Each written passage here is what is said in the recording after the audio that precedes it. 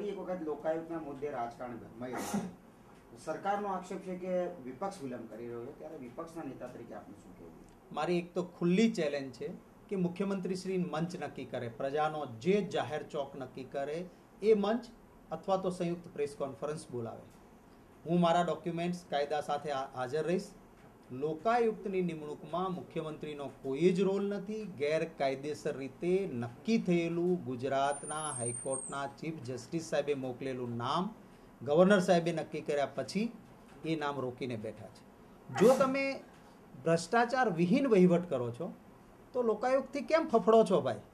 અને લોકાયુક્ત તો તટસ્થ વ્યક્તિ, ચીફ જસ્ટિસે મોકલેલા નામવાળી વ્યક્તિ છે. અને એક તરફ અણ્ણા હજારેજીના નામે તમે રાજકીય ખીચડી પકાવો છો, વહેતી ગંગામાં હાથ ધોવા નીકળી પડ્યા છો.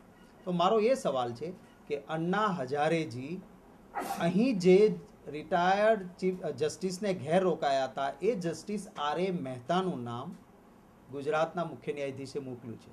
અણ્ણા હજારેજીએ પ્રમાણિત કરેલા વ્યક્તિ તમારા ગુનાઓની તપાસ કરવાના હોય, તટસ્થ વ્યક્તિ, તો તમને તકલીફ શું છે? શા માટે લોકાયુક્ત મૂકવા દેતા નથી? 7.5 વર્ષથી લોકાયુક્ત નથી. કાયદામાં સ્પષ્ટ જોગવાઈ છે કે લોકાયુક્તની નિમણૂક કરવી જોઈએ, એની પ્રોસિજર છે, પ્રોસિજર પરિપૂર્ણ થઈ છે. તટસ્થ નામ ચીફ જસ્ટિસ ઓફ ધ હાઈકોર્ટે સૂચવેલું છે, એ નામ મુકાવવું જોઈએ. જે અણ્ણા હજારેજી દિલ્હીમાં કંઈક બોલે તો અહીંયા ટ્વિટર પર, ફેસબુક પર, નિવેદનોમાં મુખ્યમંત્રીજી તરત જ પ્રવૃત્ત થઈ જાય છે. ગુજરાતમાં અણ્ણા હજારેજી આવ્યા, મોદીજીના ભ્રષ્ટાચાર જોયા, એમણે લોકાયુક્ત નથી એ જોયું અને એમણે કહ્યું કે મોદીજીએ આપને ગુજરાત ગોટાલે કા બના દિયા હૈ. ત્યારે ભાઈ તમે કેમ ચૂપ હતા? તમારું ટ્વિટર નહોતું ચાલતું ત્યારે? તમારી પ્રેસ નોટો બંધ થઈ ગઈ હતી?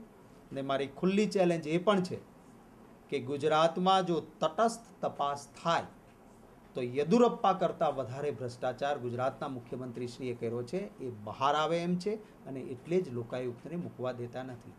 ત્યાં જે ઉદ્યોગપતિ વિશે કર્ણાટકના લોકાયુક્તે કહ્યું કે આણે સૌથી વધારે ભ્રષ્ટાચાર કર્યો છે, આ બિઝનેસમેનને બ્લેકલિસ્ટ કરવા જોઈએ, એને સૌથી વધારે ફાયદો ગુજરાતના મુખ્યમંત્રીશ્રીએ આપ્યો છે. શું આપનો આ છૂપો ભાગીદાર છે? મારો આ સવાલ છે. આ બધા સવાલોના જવાબ મુખ્યમંત્રીએ આપવા જોઈએ. સતીજી, ખાસ કરીને શા માટે સરકાર વિલંબ કરી રહી છે લોકાયુક્તના નિમણૂક બાબત? એવી કઈ બાબત હોઈ શકે છે કે જેના કારણે સરકાર લોકાયુક્તની નિમણૂક નથી કરતી? ગુજરાતની સરકારે પુષ્કળ ભ્રષ્ટાચાર કર્યો છે. 7.5 વર્ષથી લોકાયુક્ત નથી.